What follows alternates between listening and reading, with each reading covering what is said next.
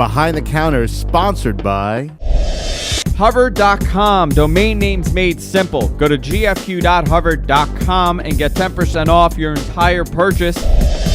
And by Stitcher Radio. Listen on the go via the Stitcher mobile app. For more information, go to stitcher.com/GFQ.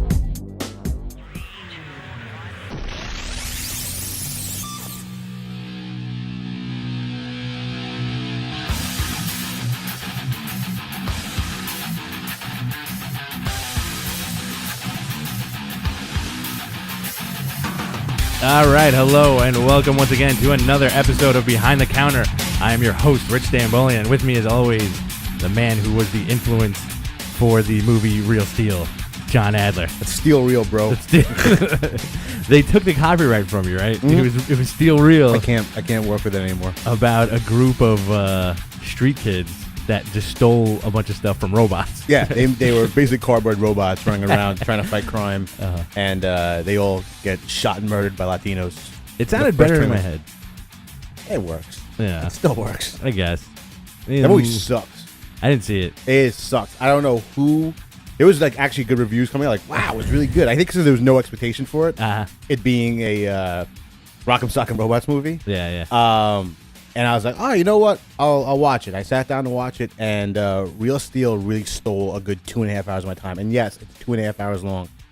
Now, you actually watched the whole movie. Whole movie. Now, is the thing I wonder about that movie is I feel like it's based on that one Twilight Zone episode with Lee Marvin where he has the battling Maxo, the robot. It kind of it is. I mean I'm trying to remember the I have so much Twilight Zone stuff in my head that all kind of blends together, and all I can think of Will Shatner.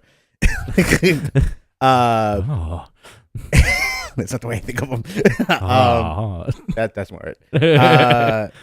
And you know, he's a crappy boxer who owes money to everybody because what crappy boxer doesn't owe money to everybody? Wolverine, and the Wolverine, and his kid. He gets left with his kid because, of course, a guy who's a crappy father and a degenerate gambler definitely should get custody of the kid. Is supposed to take care of him, and they get a junk robot they're going to sell, and it becomes the greatest robot of all time because Hugh Jackman can teach it his moves. Okay. Now, can I ask you, what year does this take place in? The future. 1953. Like, is it like the deep future or It's like like 20 years from now? It's like 1997.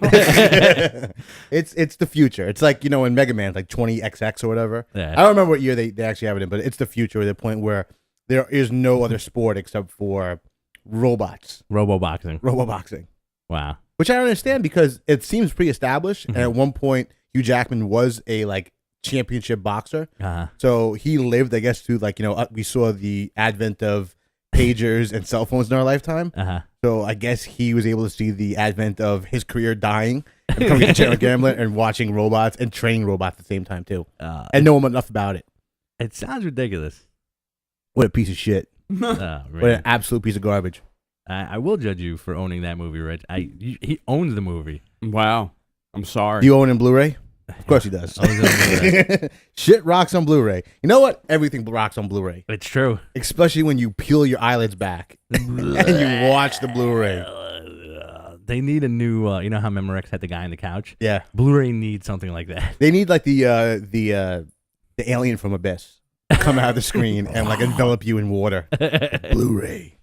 Oh, man. It's all right. So I won't watch it. It was a crappy movie. Garbage movie. Go see Lawrence of Arabia instead. Yeah, a much better film. Saw it for the first time. I gotta watch it. As an adult, I know I saw it when I was 9 with my dad.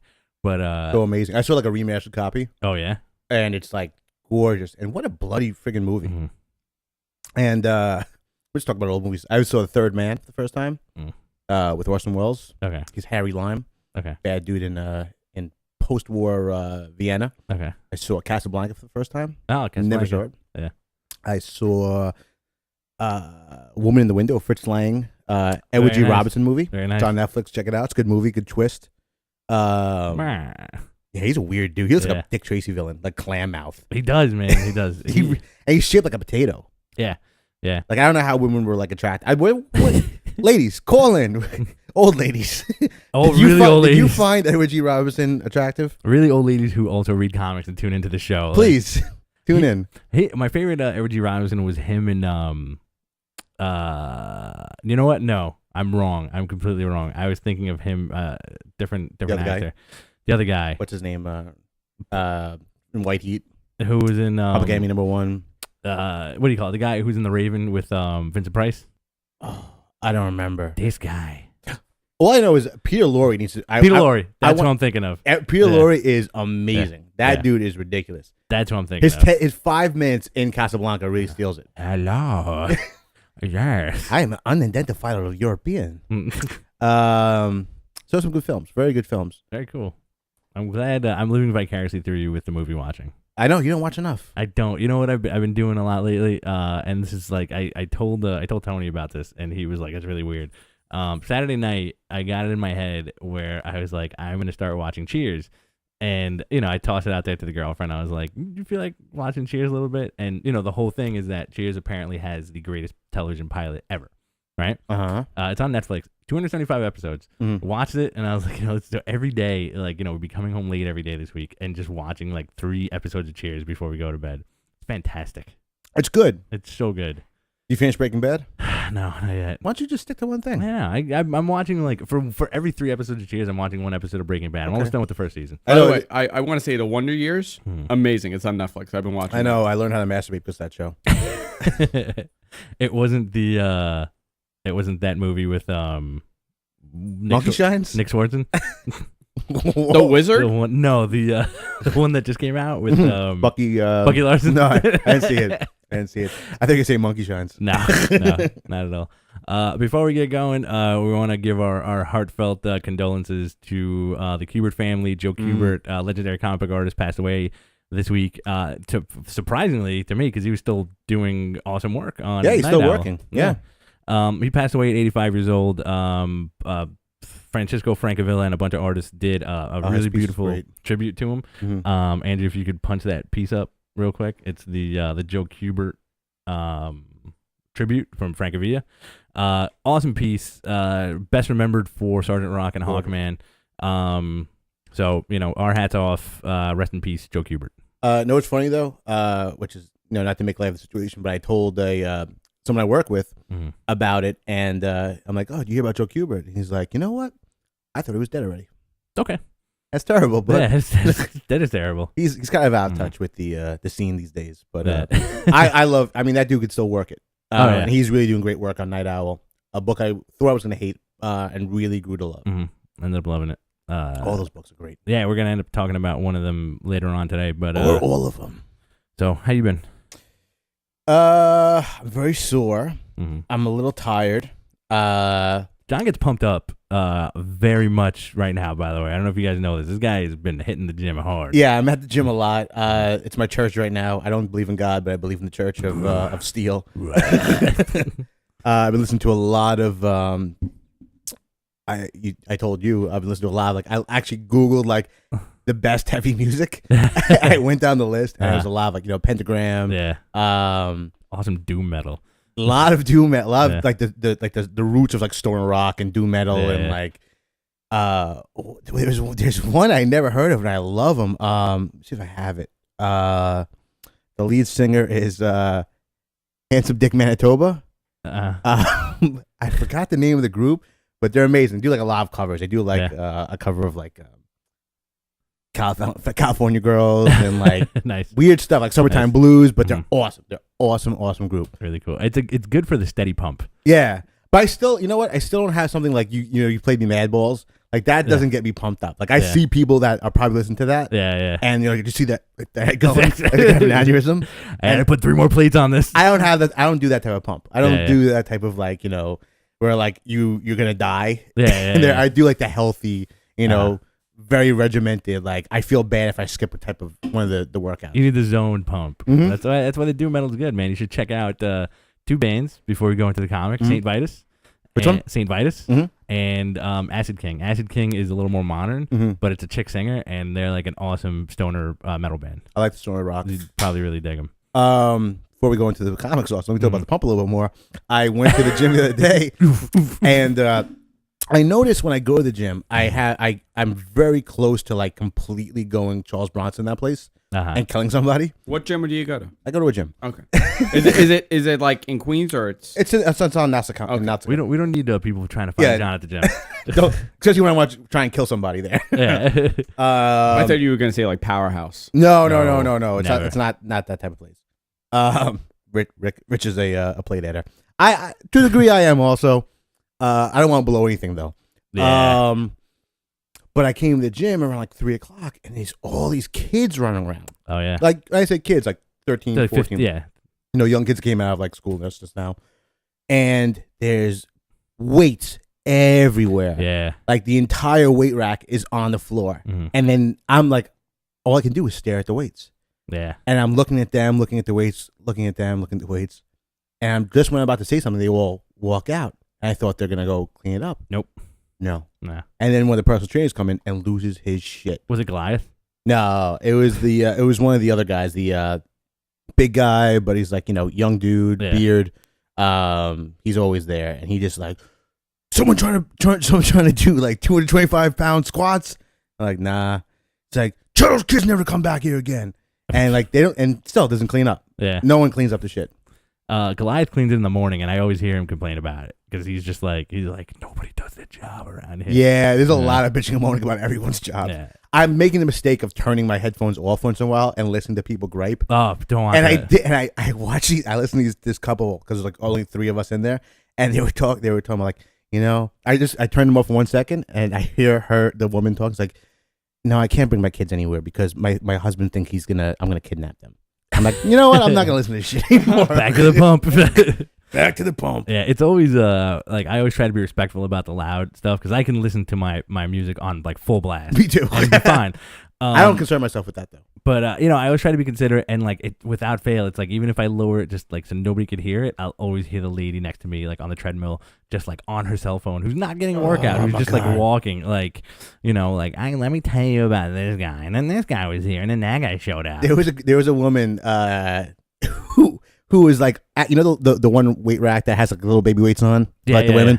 She's on her phone like this, holding with her shoulder, and she's swinging her arm like namby-pamby on her. I'm like, I'm looking at her like it's making me angry. I'm like, you're wasting your time. Get out of the gym. Get out of the gym. There's a lady, real quick. There was a lady also who stopped showing up, but like she would use all the machines and just wear like flip flops. And every time I walk by her, I just wanted to be like, put some shoes on, lady. You're gonna get hurt.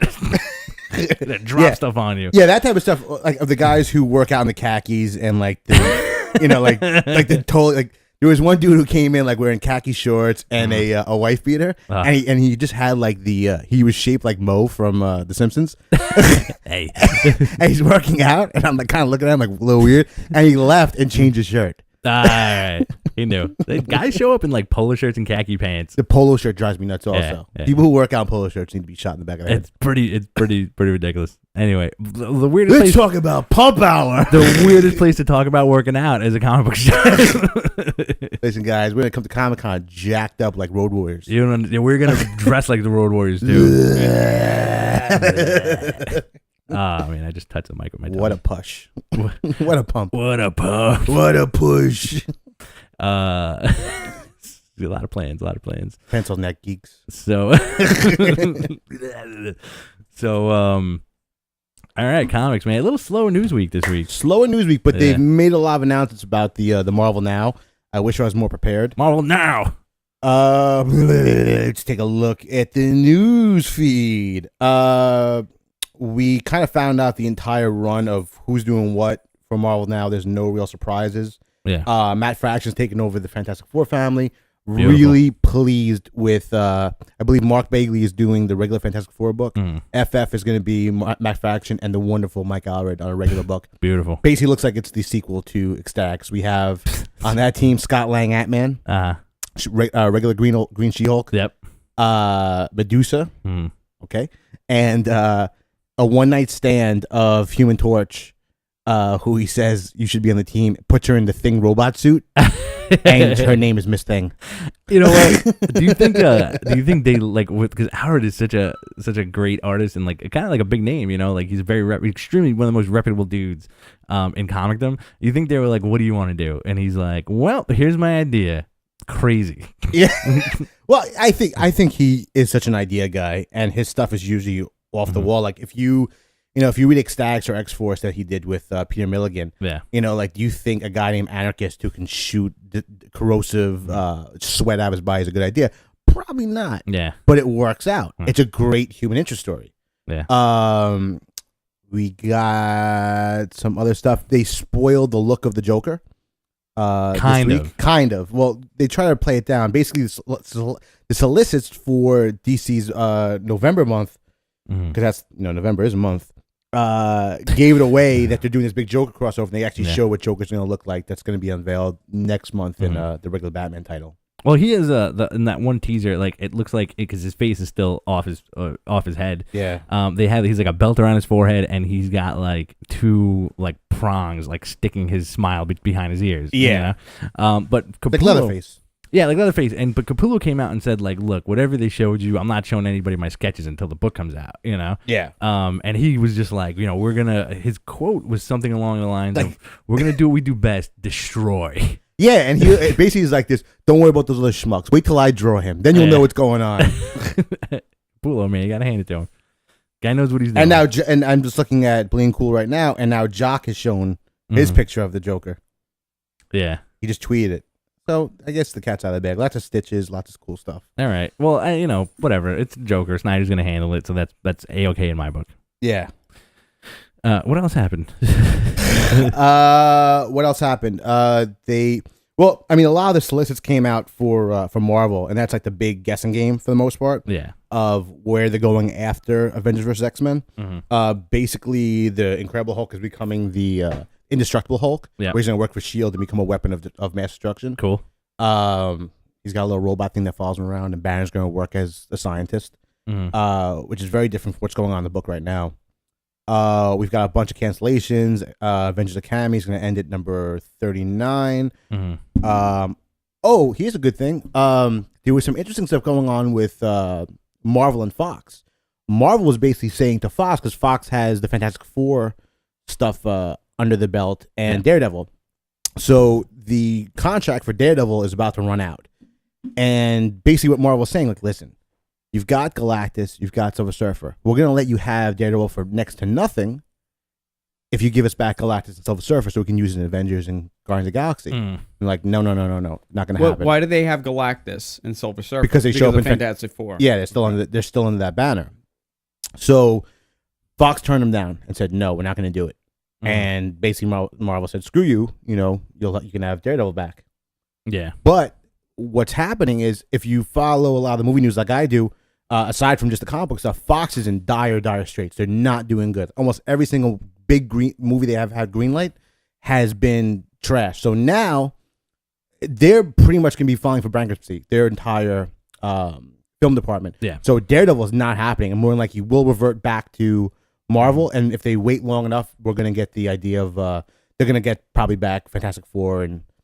So the only ones really missing are X-Men and Spider-Man. X-Men, Spider-Man, yeah, all that stuff is still out in the open. Well, that's Sony. Yeah. Well, X-Men is still under New Line Cinema. Yeah. Which might be division of Fox as well, but they're doing well with that. They're not going to give that up. And yeah, Spider-Man's under Sony as well. They're not giving that up at all. See, that's the thing for fans. Like, it would be a tremendous get. But the other day they released they had the release date for Avengers 2, which is 2015. Who knows what's going to happen by that time, especially in pre-production / post-production. Even in the middle of production. I saw a very interesting tweet today about if this goes through. Who's to say that you're not going to get Tony Stark lawyered up in the next Avengers movie by a certain Matt Murdock? Which is kind of cool. It makes a lot of sense. Just have him in there. Well, the theory is that they're really trying, like, Sony and Marvel may strike a deal and get Spider-Man in the picture, because it's beneficial for both of them. Yeah. And more than likely, the next Avengers movie would focus on kind of the new Avengers type stuff. Yeah. Of incorporating like Wolverine and all that stuff into the fray, which would be awesome. Which would be really cool. Also, they kind of let the cat out of the bag on what the plot of Guardians of the Galaxy is. I saw that, yeah. I got my dream come true. It's basically about a U.S. pilot who ends up in space in the middle of a universal conflict and goes on the run with futuristic ex-cons who has something everyone wants. All right, so you can read if you read between the lines. Yeah. They could be talking about sexual favors, but it sounds like they're doing the Van Astro stuff of and more like we're talking about either the Infinity Gauntlet, Cosmic Cube, or if I get my wish, the Captain America shield. Yeah. In the future. Which would be interesting, but I think it's going to go Gauntlet. More than likely. If they're doing Thanos, they're going Gauntlet. Yeah. Hey, did you guys hear about the RoboCop remake? I heard it's terrible. Yeah, it's been being talked about. 2013. I read some of the script, and it's terrible, dude. Really? I saw the pitch for it a while ago. Maybe it changed where it was like the whole movie was supposed to take place between when Murphy gets shot and when he wakes up. Yeah, well, which would have been awesome. Would have been cool. Yeah. But this is they basically rebuild RoboCop 1.0, 2.0, 3.0. The first version they basically is the old school version. They said like no one's gonna want to do that. And one the board members of OCP goes like this, I wouldn't buy that for $1. Okay. Yeah. Great. And it's a lot of stuff like that. And it's like there's a lot of nods to the old stuff. Yeah. But he basically they make him meaner and meaner as they go along, and they test him out by dropping him into Afghanistan. He's not what I want. RoboCop. No. They outsource him to China. Yeah. Then they drop him into a terrorist camp. Yeah. Then I'm trying to see what else and then they go into a RoboCop 4.0, cop on steroids, painted metallic blue. No thanks. It's gonna be awful. I want regular. If they're gonna do a RoboCop remake, I want the same thing. I want. Did you see the concept art? Yeah, I saw the at 209, all that stuff. You're a movie creep. Some fancy shooting. What's your name, son? So good. Huge RoboCop fans here. Yep. My girlfriend actually just saw it for the first time maybe like 5 months ago, and she was like blown away. It's so good. It still really stands up. And still the greatest group of bad guys. Oh, the worst. The most hideous villains on earth, man. The kid. The asshole kid. Well, that's the second one. Yeah. That's I still like that to a degree, but I just let me just zip this up. Jerk. Can you fly, Bobby? Can you fly, Bobby? Kills a dude right in the beginning. She almost cried. She almost got brought to tears because she was like, I never knew that Murphy, it's so human, Yeah. And you know what? They still do not show the unedited version of him getting shot up. No, yeah. That's like, it's like the unedited version of like They Live, where it's such a long, long fight. We got the concept footage on the thing. I can't see it. Oh, thanks. Na, na, na, na, na. That looks terrible. Yeah, that's stupid. My favorite part is when he's like rolling, like they chop him up. Yeah. He's on the floor. He's like this. Yeah, they don't show all that stuff. It's done in 5 minutes. It used to be about 10 minute scene, and when I saw it in the theater, it was so uncomfortable. Oh my god, they destroy him. The first VHSs too, because the original, I think it originally got released with like an X rating. Yeah, it did. Did it really? Before NC-17, it was like you had X, XX, and XXX. They didn't give a shit back then. And I think it had an X rating because it was like a really hard R. Yeah, it had when you saw the preview, it had the red screen. That's when it was brutal. Yeah, it was a rough movie. Yeah. All those movies at that time. Oh, the original. The movie was given an X rating by the MPAA in '87 due to its the way they blew Murphy's balls off. Yeah, they don't show that anymore. No, they don't. RoboCop. Watch it. Pretty good movie. It is. Haven't seen it. I don't know, man. I don't know. I ideally don't touch it or just like do the same thing. Like Total Recall, I heard got like really terrible reviews, and I was kind of looking forward to seeing that. Me too, man. There's like so many good people in that movie, but I was also I'm gonna be talking about wrestling crap in a second. Should have opened this gate up. I sat down to watch Rundown the other day. Good movie. Awesome movie. Yeah. And I was like, you know what? Chris Walken hasn't worked since Catch Me If You Can. Yeah. And like I started like reading up on stuff, and the dude's like working on like 7 or 8 movies now, and now he's finally got a movie coming out through the guy who did In Bruges, which I love, called Seven Psychopaths, but he's a dog napper. Awesome. It's him, Sam Rockwell, Woody Harrelson, a ton of other people in the movie. Tom Waits is in the movie. Oh, guys, check out Tom Waits. Where it's on our Facebook page, facebook.com. behind the counter / behind the counter GFQ. One long thing. Keep butchering it. The inspiration for Joker seems to be Tom Waits in his early stages of drug abuse. Yeah. And I have the ashtray. You can have it. All right. Break my balls. Real good stuff, guys. Check it out. We do have a Facebook page. It is updated pretty often. It is. You guys. We should check it out. No, support your internet guys for once. Your finer internet guys. Yeah. All right. Facebook.com/behind the counter GFQ. Yeah, you did it. Thank you, sir. Andrew, use that soundbite for everything. For everything. For every show. Facebook.com/behind the counter GFQ. It's beautiful. Thank you. Very nice. Heavenly voice. You're like Mel Torme. I'm a better speaker these days. More like a Marissa Tomei, in my opinion. Ooh. I got the beauty marks to match, babes. Oh. Nice of tits, too. Let's jump into it, man. Yeah? Comic books. Oh, man. Before we do this, Garth Ennis says ending The Boys in November, which we kind of knew, but yeah. It's also going to be probably his last superhero foray and go into a lot of dark crap. I think it's going to end with... terrible stuff. It's terrible as it is. I think it's going to end with Huey killing Butcher and then Huey either... Eating Butcher. Huey maybe... I don't think Huey's going to make it out, man.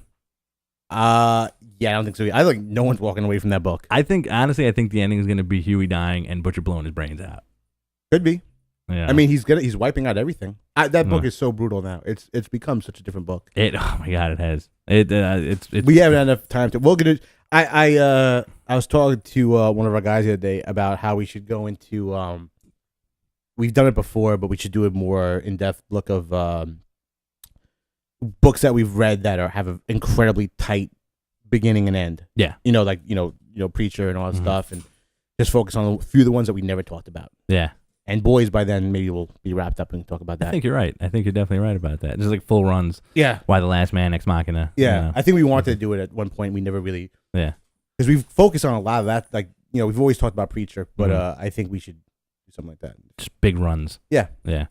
I'm with it. Let's do it. Tight buttholes. Tight buttholes. So what came out? A lot of awesome books came out this week. Yes. I'm really glad you also made me read Wonder Woman this morning. No problem. Which was a fantastic ending. That was honestly that ending. Like I basically did the shit. Yeah. I haven't done that in a long time. What? Because I didn't see it coming. And and Bleeding Cool, usually when there's something big happening, they put something up and they said on their page the Wonder Woman ending that you didn't expect. And I didn't read it. And then I picked up the book. It was the last book I read last night, and I was like, yes. Yeah. I mean, aside from anything, the book was tight. Well, let's talk about that because it ended Azraella's run, right? No. Oh, he's still on it. He's on it. Okay. He's on it for the foreseeable future. It's both of them. 1 year of DC 52, Wonder Woman, arguably one of the better books in the pile. I think it's my number 2 book. Number 12 came out yesterday. And, it's a whole 12-issue series. Just the first story was basically, it's revealed that Wonder Woman is Zeus's daughter. And she has to protect the unborn child of somebody that Zeus, knocked up. Mm-hmm. Great story. You end up meeting the entire family, like the really messed up family of gods, including like a really cool take on Hades, a really cool take on Hephaestus, Hermes. And this issue wrapped it up, and you have Wonder Woman fighting, who's it, Artemis? And Apollo? Apollo's taking the seat of Zeus. Yeah. Athena gets exiled. Yes. By Apollo. Hera, excuse me. Yeah. I always get this too messed up. Mm-hmm. We also show that her bracelets in this actually control her to some degree. Like, they limit her powers. Yeah. And she takes them off, and she kicks the shit out of Artemis. Yeah. Like, her eyes are glowing blue and anything. Like, yeah, she's because of bad bitch. Yeah. And so one of the biggest things they've done in the book is, like, this is the first time that they've really taken the characters and the entire time you've ever read Wonder Woman and they handle the Greek gods, it's always been like a bunch of dudes hanging around Olympus wearing the robes, and that's it. Yeah, that's all they really do. This, they made him very modern, made him very, it's almost like the Endless in Sandman. Oh, absolutely. And they're like, especially from like, Strife is very much like, Desire. Delirium. Yeah. I say Desire, like you say Delirium. A little bit of both. Well, because Delirium has like the crazy hair and, But she looks like Desire also. I don't know, whatever. For another episode. Another episode, we'll fight about which endless characters they are. Who looks like who? But Hermes was like a big, like I've never seen this version of Hermes before. They basically gave him chicken feet. He looks gross. Yeah. And he was, he's been alongside as a helper along with, Wonder Woman and her crew. They introduced, she has a brother now, Lennox, which we don't really know the whole story on. He's kind of like invincible knockaround dude. Yeah. But what was awesome is, they have the Zeus baby coming, and they're saying it may be Zeus himself that's going to be reborn. Yeah. I thought that was going to be the reveal. Me too. Yeah. I really thought that was going to be the big moment, that he was going to be reborn as a full-grown man out of her, probably kill her. But it was awesome because Hermes basically does a heel turn and steals the baby away and brings it to, who was it? The goddess of Earth, right? Yeah. Not Gaia. Someone else. I can't remember the name of her. She had the Swamp Thing chin. Yeah, she did. She was very Swamp Thing. Yeah, she's the leader. She's going to be like the god of the green in this world, aside from Swamp Thing. And he's a scumbag. Yeah. He's a complete scumbag. He's been, doing this the whole time. And just take away the ending. Well, apart from that, the cool thing that they did is that they're addressing the gods by their two names, where it's like not only is Hermes the god of speed, but he's also the god of thieves. Yeah. And they didn't see it coming that he stole the baby. So you have him stealing the baby, talking to the goddess of the green or whatever, and then you flip the page, and the story's not over yet. Hecate, thank you. Hecate, and you have a hand coming out, like it's all red. You have a hand coming out of like some rubble or the ground, and in a silhouette, I'm getting like chills just thinking about it. Awesome. Like in a silhouette, you have Orion's helmet, the new god. Yeah. Orion's helmet. Two hands reach down, pick up the helmet, and then the last panel is the boom. Yeah, the boom tube opening up. While Hermes has like kind of like a monologue with the text over it, saying, like now it's a time for old gods and new gods, and that's how it ends. So the new gods are showing up big time apparently, and this is going to be their window into the new DC with Wonder Woman. It's awesome. Which is a weird place for it to be. They've never done a tie between those two worlds. Yeah. Having the old gods and the new gods, and it makes logical sense for them to do something like this. Also, we haven't seen the new gods since before Final Crisis, so we're talking about 3-4 years. Yeah. That we haven't seen this because supposedly Danadillo hates the new gods. Why? I don't know. He likes Darkseid. He likes that type of stuff, but he doesn't like any of the new gods. Yeah. You've got cool characters on. I love the fact that they're going to be in the hands of Azzarello and Cliff Chang. Absolutely. For the foreseeable future. No one saw this coming. It's a really cool surprise. Awesome. It's a great way to end the first 12 issues because a lot of these 12 issues are kind of falling flat for the most part. And sometimes they've cliffhangers and everything like that, but this was solid, man. This was a good surprise. It was really good, and I really can't wait to see what they're doing. I hope he goes right into it in the next story arc. I hope so too. Because you have so many people to play with. And when you open up that realm of the new gods, you have like Light Ray, Metron, Orion, who's Darkseid's son. I wonder if they're gonna go that route. Mr. Miracle, Big Barda, like all those dudes. Yeah, you have a lot of cool stuff you can play with. I always forget the old guy's name. Oberon? No, the beardy, the old beard man. Highfather? Highfather, yeah. Allfather. Yeah. Highfather. Highfather. Yeah. Hi, Dad. Yeah, man, really cool stuff. I was very happy with this, and I read a bunch of the other issue 12s, and that's so good. Yeah, that's so good. Except for Batman. Yeah, Batman did great. Let's talk about a statistic real quick. Last week we missed it because unforeseen circumstances, but Batman number 12 came out, and it was awesome because it was a flashback issue explaining it's awesome. It was a flashback issue explaining one of these new characters who's kind of been showing up in the run, but we didn't really know anything about her. It's a female character, and we had Becky Cloonan draw the books, and she did a great job. She's doing an incredible job on Conan. Yeah, but this I didn't realize. Before this, there has never been a female Batman artist on Batman or Detective ever. Really? Becky Cloonan is the very first one. Good for her. And that's scary, isn't it? It is. And I'm thinking to myself, who could have done it? I think of like Jill Thompson and stuff like that. But only recently we've seen, female artists really come out, like, Stepashima and Amanda Connor and stuff like that. You really see them starting to come out to the fore. Catherine Amonin's writing more stuff now. Yeah. We're seeing more female creators. And it was kind of a flooring statistic that you're reaching 700 issues plus. Yeah. And you've never had a female do a Batman issue. Boys Club. Yeah, it really is. Straight Boys Club, man. That was a scary, kind of staggering thing. And but the weird thing too is that she didn't do all the art in that issue either. It was split. It was split between her and somebody else. But that was awesome the way they handle it because it's when Batman gets introduced. Yeah. It's like it becomes like an action book at that point. It's when the perspective changes to him. So the Harper Row characters who we're talking about, who's like this chick who works under Gotham's grid and figures out that Batman actually has another grid that powers Gotham City. Subsidizing power from Wayne Enterprises. And you know what? So we never talked about it too because she showed up in the issue where he basically goes to the maze, the owl maze, and he goes into the water and he almost freezes to death. Yeah. And she's the one that bails him out after that. And she's like, he's like, you again? And they never talk about it. And this is the issue that, goes back in time and addresses it. And it's a really heartfelt, good human interest story. It's an Eisner issue. I think so. It's one of those single issue standalones that are just very, very strong. Well, because you're also throwing in, I think, also something that has probably never been done in the Bat universe. You're throwing in the LGBT thing in there too. Where Batman stands up for everybody. Yep. Even the homosexuals. Yeah, he saves one of them. Yeah. And it's a really solid issue. If you have a chance, a good standalone. The entire Scott Snyder Greg Capullo run is incredible. It's definitely the best book on the stands when it comes to DC. Speaking of which, is Tim Drake like gay now? They're not saying right because in that issue they address that by they're going to the Wayne Ball and he talks about it and he's like, oh, maybe I heard Tim Drake. I think it's also a little thing because him and all the Robins have been a big focus of the homosexual crowd. They love him. The obvious reasons they are cute guys, But I think it could be. There's been when they were talking about there's gonna be a new character that was gonna be introduced that was gonna be gay and it turned out to be Alan Scott, an established character. A lot of people were saying it was gonna be Tim Drake. Hey, and it's very well. It who knows? That would have been better. I think it would make more sense. That book is terrible. Yeah, sorry. Talk about the good books. Walking Dead. Man, what a great follow up to number 100. This was issue number 101.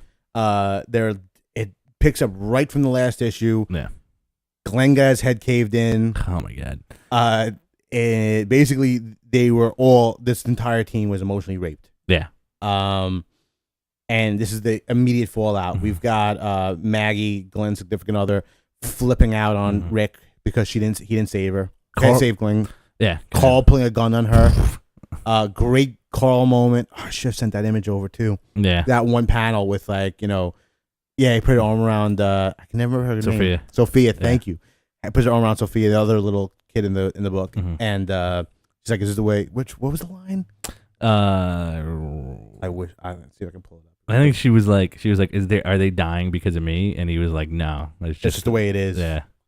Yeah, it was just a solid issue. And then they had they run over to the hilltop, drop off Maggie and Sophia because they were supposed to live there and they're going to stand by that.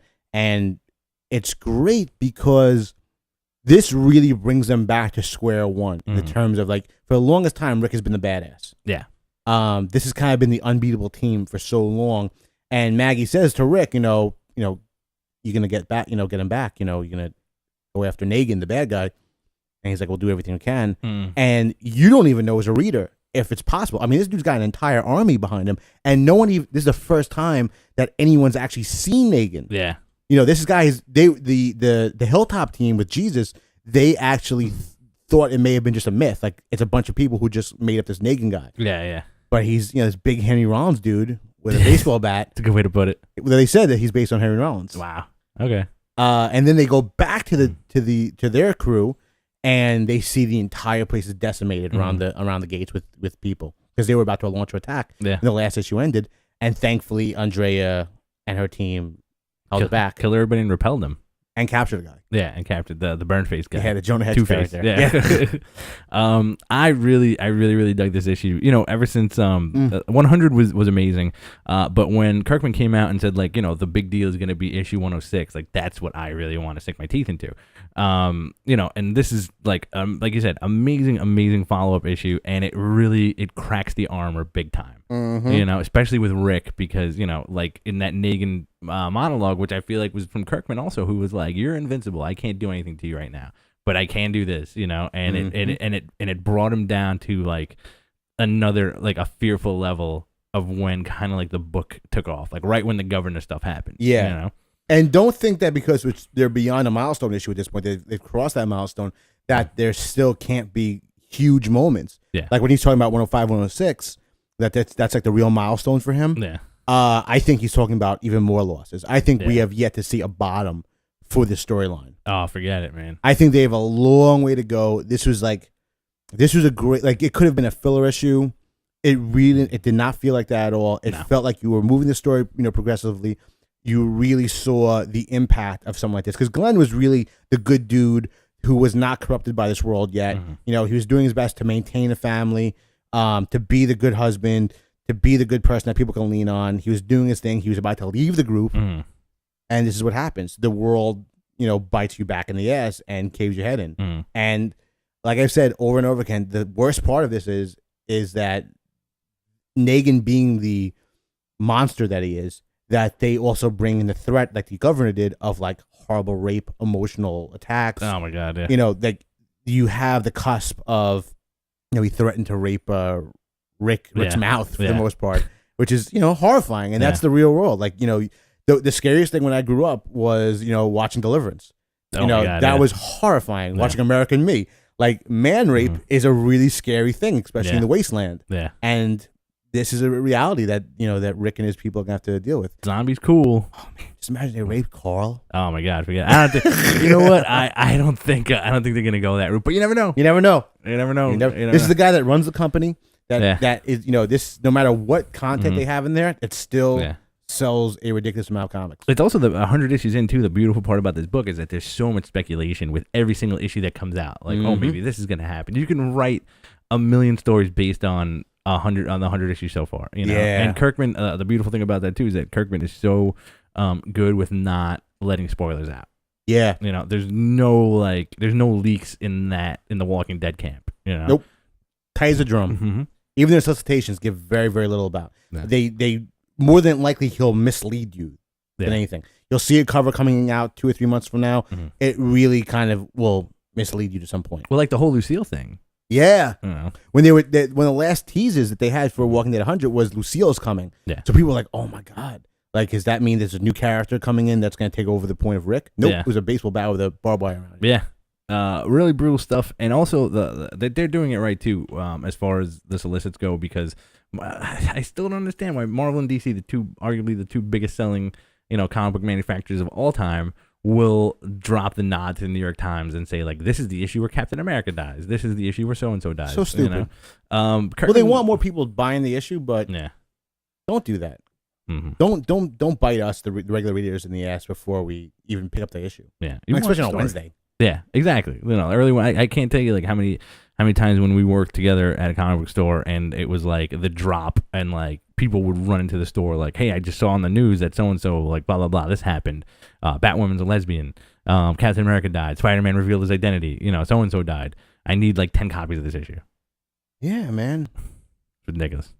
But Walking Dead is selling extremely well, Better than ever. And, next season's coming up very soon. I think it's right the day after the week after Comic-Con. Halloween. Yeah. Halloween week. So 2 weeks after Comic-Con? Something like that, yeah. I don't even know if they're going to show a screener for it at the con. They may. Yeah. They may. I think they actually may show like or extended teaser or half the episode or whatever. It's going to be a good season. It is. It's going to be a really, really tight season. Mud hand. Mush hands coming. Merle. What else came out? Mush hand Merle. That was awesome. Saga. Did you read Saga? Saga was awesome. Saga number 6 came out this week, which, incidentally, if you guys have not picked it up, there's 6 issues out. It's fantastic. In the letters column of this issue, before we get into the meat of the book, Brian K. Vaughan basically said, like, if this book was not like we had a plan for this issue. If this book did not do well and did not sell well and nobody wanted to see it, we were just going to kill everybody in this issue and end it. I call bullshit. Yeah, a Brian K. Vaughan book is definitely gonna do very well for Image. Yeah, I don't think they would ever have a chance. I don't think it has the biggest selling book out there, but they would have made it work. Yeah. They would have padded those numbers if they could. Yeah, but the book is solid. Yeah. Good issue. Go for it. I mean, this is the end of the first arc for the most part. It's basically about 2 aliens living on a different world. The whole story is narrated by their recently born baby. speaking in the past tense. Past tense? Yeah. Past tense. About like the way she was raised, and it's a really interesting narrative. And like their two races are constantly at war. Last issue we saw a really cool thing because the father's a pacifist at this point. He's given up the the ways of war. Yeah. And everyone that's searching for them is basically talking about how much of a war criminal he is. Yeah. And yes, the last issue you got to see him really unleash. And they finally get to this place called the rocket ship graveyard on their planet, and there's nothing there. And they're like, what the hell? And there's so much stuff going on in this book. There's their baby, his soul is connected to a little ghost baby, ghost girl, who's like her nanny for the most part, knows a lot about this planet, and says we have to give a sacrifice to get these rocket ship. And the rocket ships are these trees that grow out of this rocket ship graveyard, rocket ship forest. And he sacrifices his sword, and they go off, and his grandparents come after them. Well, the baby's grandparents on the father's side go after them, which are these really warmongering, like ram people. Yeah. And then you got Prince Robot the Fourth, who's a ridiculously awesome villain. He recently killed one of the bounty hunters who was in love with another bounty hunter. What's his name? The Will, who becomes like a badass in this issue, like says like I'm going to kill everyone around you. He does the Liam Neeson. Yeah, he does the Liam Neeson with it. But it's it's so much to talk about the issue itself. It's a great way to keep you interested. Every issue is a cliffhanger. The first issue I still stand by is one of the greatest first issues I've read in a long, long time. It's a great introduction to a completely manufactured world under two creators, under Fiona Staples and Brian K. Vaughan. Yeah. Please pick this book up. You will not be disappointed. I will give you your money back. Yeah, absolutely. If there's one comic to come down to Pike in the last 6 months, 7 months, definitely pick up Saga 1 through 6. They're still available. They've gone to second and third printings. The awesome thing about this story is that there's so much going on. It's not just like an A to B kind of story. Not at all. You have the birth of a kid. You have it's like Romeo and Juliet meets everything basically. You know, except like there's a baby in the picture. You got to protect the baby. There's like weird robot people. It's like you kind of get the hint that at some point maybe like I keep getting the hint that like at some point maybe this is like it used to be Earth. Yeah, you don't know. You have no idea where like I mean they showed the star maps and everything like that, but it doesn't seem like it's going to be Earth. Yeah, it could be. I don't know. Yeah, it could be millions of years before or after. Yeah, exactly. And like the villain are basically like robots with TV heads. And weird, like almost 1950s, like space people with wings and such. Yeah, yeah. The wreath, as they call them. Good stuff. It's just a solid, like good sci-fi, good fantasy, good blending of the two genres. Really an emotional pull throughout the whole storyline. Beautifully drawn, beautifully written. Yeah. Don't be an idiot. Pick it up. It's action packed. It's action packed. Yeah, it's jam packed with story too. Like especially the stuff with the rocket ship graveyard. Like the beautiful thing about reading comic books is that you'll read something every so often that kind of blows your mind. And the whole thing with like it's a living spaceship that's made of wood, and then the guy's wife is basically like, hey, look, like, are you sure this thing's gonna hold us? Like it's made of wood, and he's like, most of our ships and my army's fleet are made of lumber. So it's pretty sturdy. To avoid radars and detection and such. Yeah, and the cool thing was that little the girl who's the ghost babysitter says like, they don't know where they're going, but if the ship likes you, it'll take you kind of where you want to go. Yeah, so they're alive, and it's just like the purpose of this thing is to have like a luxurious apartment basically inside. Yeah, they have a foyer. Great book. Everybody pick it up. What do we got left? We got Green Lantern. Green Lantern was phenomenal this week. That was a good issue. I wish Monk drew. It was the first issue that he hasn't drawn totally. Yeah. It was a little bit of everybody. I think it was like 12 artists on this book. There's a lot of artists on this book. This was like almost a sequel to The Blackest Night. We've got the Thread of Black Hand. We've got the return of the Book of Black. Yep. Which is there's a nice little reveal in the book. We've got the awesome team of Sinestro and Hal Jordan. We're leading into the Third Army storyline, which is going to be the big sweeping Green Lantern arc. Yeah, which I'm pretty excited about that. Yeah, I'm looking forward to it. I always get excited about the Green Lantern stuff, especially the stuff that Johns does, where he kind of adds more and more to the history of the Lanterns. Yes. Especially in this issue where you have Sinestro and Hal Jordan basically taking on Black Hand.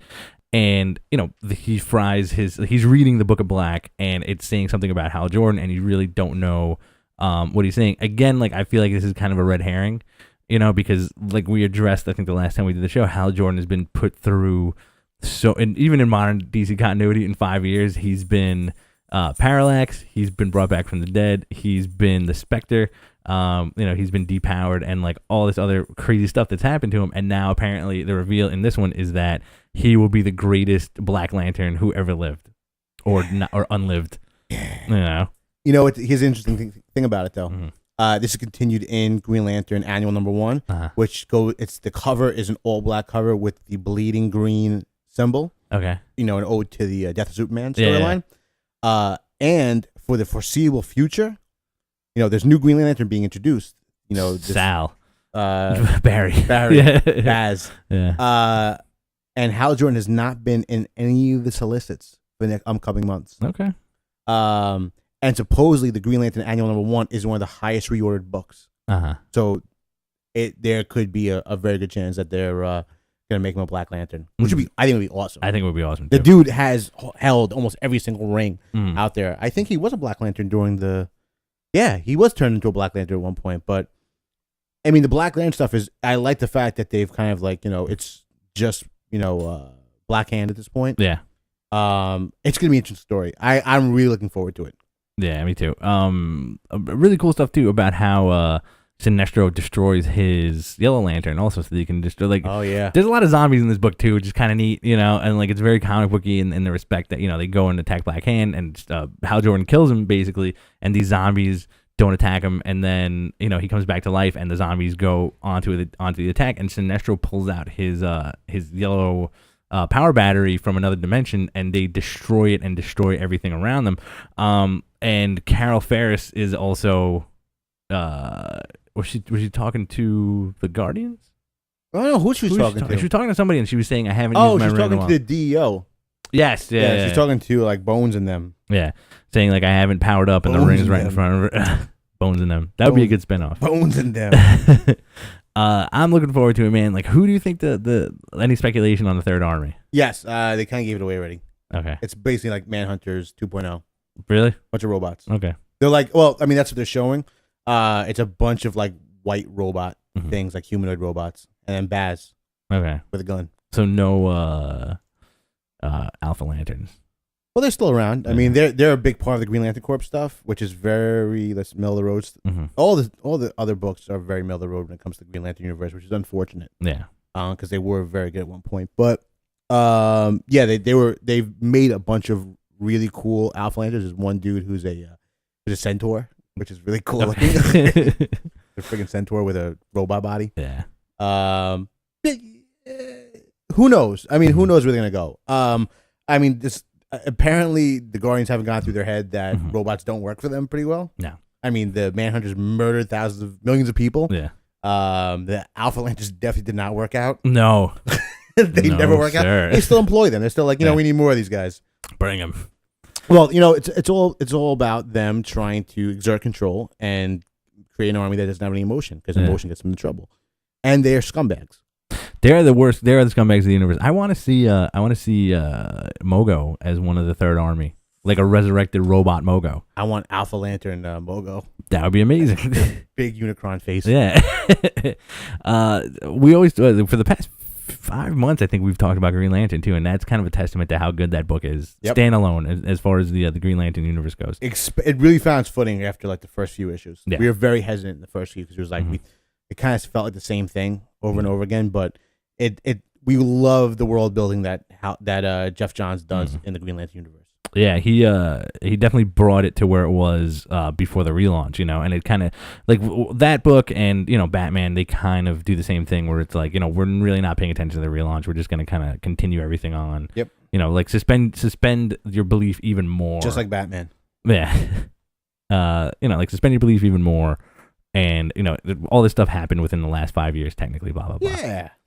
Makes sense. The Aquaman stuff, it's kind of hard to stomach a little bit because they're throwing in the extra stuff. Yeah, they're basically manufacturing a supporting cast out of nowhere. Yeah, with them. Yeah, and they're not particularly interesting. Yeah, it's not. The Black Manta stuff is cool. It is. Because Black Manta stuff is always cool, regardless of who's doing it. But it seems like it's very forced. It's a storyline that I really could have done without. Yeah, the first few issues were very good. They were, and like I think you pigeon yourself, you dig yourself into a hole with Black Manta, especially because since the character became really popular, I would say like late 90s, 2000s, like it's always about like killing each other's kids or parents or siblings, and that was a cool reveal, or it shows like he killed Black Manta's dad. But you know what? You're gonna have the introduction of another character, and I guarantee you, Mira is gonna bite it at some point. She always does. Which is like, that's been overdone. They're doing Ocean Master next. Mm-hmm. So they're going to go into more of his family, more of the Atlantean mythos. That whatever. Mira's Aquaman's Jean Grey. She sucks. I never liked her. I think that she's probably the most likable since Blackest Night. Yeah. Is when I started really liking her. But I really cannot stand her outfit. I love redheads, but I cannot stand that outfit and stand that crown. The scales? The scales and that stupid starfish crown. Yeah. He sucks. What else? I think that does. Rorschach. Herm #1 came out this week. Oh, what a book! Pretty nuts, right? That book rocked hard. Surprising hit. I was really hesitant about how good this was going to be because I feel like this is the one that people have been waiting for. Mm-hmm. Like Rorschach seems to be the psychopath, seems to be everybody's favorite Watchmen character. Yes. So it starts out with a guy carving. He's on the case of a murder. And I forgot what the guy's name. I couldn't tell you for the life of me at this point, like the name of the murderer. And it's Rorschach doing Rorschach stuff. So it's not a departure from, it's not an origin. It's not anything like that. He's doing the journal. And it's him being like a gritty street detective. Oh, yeah. And you get incredible Lee Bermejo art on this thing. Ridiculous. That dude can draw the shit out of Rorschach. Yeah. And there's also an incredible line, Adam brought it up yesterday in his Instagram feed, of when there's a junkie in a peep show booth shooting up, and then Rorschach just kicks in the door and says, bitch to be you today, huh? I'm like, Rorschach would never say that, but Rorschach would say he that. Said it, hands in his pockets too. Yeah, he's such a badass, and they make him bigger than life, and then they bring him back down to earth. Yeah. And remind you that this is a psychopath, and he's a little dude. Yeah. They really like... It's good because you get a lot of great Rorschach development in the Night Owl book, and this also kind of just it's building on the idea of Rorschach and how people perceive him, and also the the mythos of him. But you come for the art, like it's Azzarello and Lee Bermejo really like bring it. Everyone was fighting to write the Rorschach book. Yeah. An amazing team too, because they brought you that Luthor hardcover and the Joker hardcover. Yep, which is like a supplement to the second Batman movie, basically. Mm-hmm. I really dug this issue. I really dug the fact that it's not a big departure like everybody else's book. You're not writing like a kind of a new history for the character, or like trying to like find history within notes from the original text. Yeah. It's him being a detective. It's him being like an unstoppable kind of like not I shouldn't say unstoppable, a relentless force. Yeah. Where like he gets the crap kicked out of him by like a setup, in the sewer. He gets set up in a sewer, and this big gigantic monster dude beats crap out of him. And we still have this like mystery going on. Yeah. And it's great because it ends with him showing up in a diner all messed up and beaten up and left for dead for the most part. And him, someone saying, he's reading the paper about this murderer, but, still on the run. And he's like, basically saying something to the effect that, what a mistake they did for, keeping me alive. Yeah. And it's great because they never really show his face either. Mm-hmm. It's always like sections of his face. It's either the bottom or the top part with the bandages on it. Yeah. And like, honestly, Lee Bermejo really makes him look bigger than life and then scrolls him down. Yeah. It really is a great book. It's a beautifully drawn comic. It's excellently written. I always remember the first time I read Watchmen, the reveal of what Rorschach looked like, Yeah. Because like you didn't expect that at all. You didn't expect like the weird looking pederast looking guy. Who was holding up the sign the entire book. Yep. I kind of like, you got a hint of that in Night Owl, with his. To show you where he actually starts that out. Yeah, at like the Christian convention or whatever. Like he gets keyed in with that, and then the narrative too, which is like also very stark and frightening. About how he hates the city so much. Oh yeah, and he's he's like telling a story about his mom, and he's like, his mom brought him out to the fire escape to show him the city. He's like, you should be glad that I brought you to see it. People are blessed to be in this city. Yeah. And so she went inside, and he stayed out there until his feet turned black. Yeah. And brought him to the hospital. Yeah, and then his whole thing was, she said that right before she went back to bed with one of my uncles. Yeah. Yeah. Creepy. He's got a bad life, man. He does not make the idea of being a vigilante nice at all. No, definitely not appealing. Definitely not appealing. No. A great issue. What else we got? That's it. We got to wrap it up. We're gonna wrap it up Right now, or like we can do all one more? right. Avengers versus X-Men number 10. Good book. Yeah. Good book. I kind of wish it was over already. Yeah. Because I just want to see the payoff at this point. I'm ready to get to the next step. I feel like this book has been going on forever. Yeah. But it's been 6 months, give or take. Yeah. A little less than 6 months. Mm-hmm. This we have Cyclops going absolutely apeshit and Kunlun. Mm-hmm. I hope I'm saying it right. Kunlun. Kunlun. That's so bad. That's the name of my whorehouse. Come here, Kunlun. Get your winky waxed. Which is like the hidden city that Iron Fist learned his trade in. Yeah.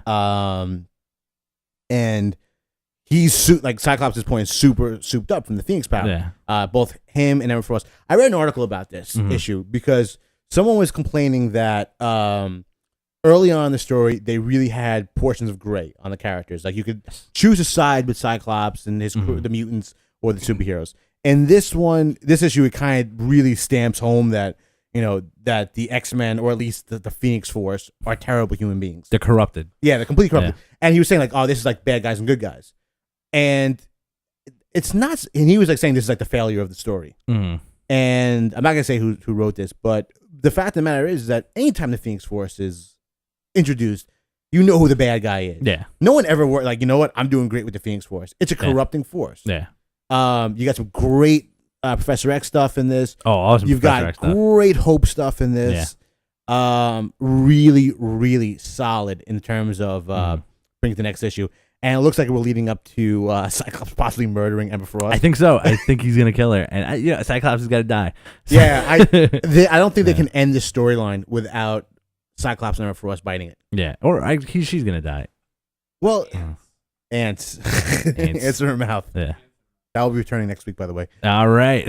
Yeah, man. It's gotten very dark. I do not see the X-Men as good guys. Everyone is going to be like, I made a huge mistake. Yeah. By the end of this, is it following Maniacs at this point? Even Magneto is saying like, "Whoa, like she's a psychopath." She has the New Mutants kneeling at her. Yeah, yeah. That Magneto stuff was really cool because he walks around without his helmet because he's like, I'm with my people. I don't need to hide my thoughts. But then he puts it on and runs to runs to a bridge and he takes it off. And he's like, Charles, seriously, if you can hear me right now, man, come over. I need help, dude. And that really from Magneto because he's the ultimate mutant militant. Yeah, which is really excellent stuff. And it was great because when he got reintroduced, everyone was not trusting him either, because he's the murderer, he's the bad guy. Yeah. But at this point, you've really gotten to a point where he is slowly, and he was when they got the Phoenix Force and they were doing all the good. They were he was very like, this is what mutants should be, the pinnacle of humanity. We're the ruling class, and now it's just degraded to just power hungry people. Yeah. Cyclops even says it's like, this is all your fault. Yeah, because you don't agree with me. Yeah, the entire dream is dead. It's a power trip. It's a complete power trip, man. And I can't get enough of the Cyclops costume though. Oh, every time I look at it, man. The interesting thing about this issue too is how Hope gets rid of him. And plus he's going against everybody, and they can't do anything to stop him. And he's getting the cocky, you really think this is gonna happen? I got that bird fire in me, I got that bird magic. Did you read Avengers this week? I did not. In the Avengers issue, it basically goes down the line of how Professor X teamed up with them. They need a telepath to combat them, right? And he does an awesome line where he basically says how disappointed he is with himself because the dream is basically dead at this point. It's like, I dreamt and that dream is dead. Insane. And it's just, it really is. We're entering a new era because we know that this is going to end up with the X-Men universe and the Avengers universe becoming one. Yeah. But I really don't think that. I think that how the Bendis storyline is going to be with the all new X-Men. It's going to be the original 5 coming to our world and seeing how shitty it is. Mm-hmm. I really think Cyclops is going to be there and see that he's dead at this point. Yeah. And like what happened to him? He took the Phoenix in, and my wife is dead, and this one's dead, and you're dead. Everyone's dead. Yeah. You can play with that though, because maybe in one of the solicits, wasn't it Uncanny Avengers where Cyclops and Wolverine are on the same team? Havoc. It's Havoc. Yeah, but the original solicit they had, but they showed like the big swath of all the people. You saw Hulk and everything. They had one of Cyclops, right? But they said that there very well could be a misleading image. It could also be that young Cyclops stays on board in the future. Mm-hmm. Because they've done that in the past with him, like having him in Cable's world and everything, like with all those like the time travel stories. Mm-hmm. Cyclops has been through the ringer as a character. Time for him to die. And you think so? To join Jean. Okay. Yeah. I think I don't think he's coming back after this storyline. Okay. I think all these big characters, unless he gets locked up, unless he put him in prison, they might do that or exiles himself or something. But we know we're leading up to a pretty major death. Yeah. I honestly, in my opinion, I'm not surprised by Cyclops' death at this point. Mm-hmm. I think we need to even go harder. Okay. I don't know who, but I'm with it. Harder. Professor X. Cyclops accidentally kills Professor X. Captain America. Again. Again. Sorry, soldier, I'm out. It's gonna be Cable. I need to time travel. Again. All right. I think we're done. We're done? Yeah. All right, guys. Thank you for tuning in. This has been another fantastic episode of Behind the Counter. I'm your host, Rich Stambolin. I am Moses Magnum. Boom.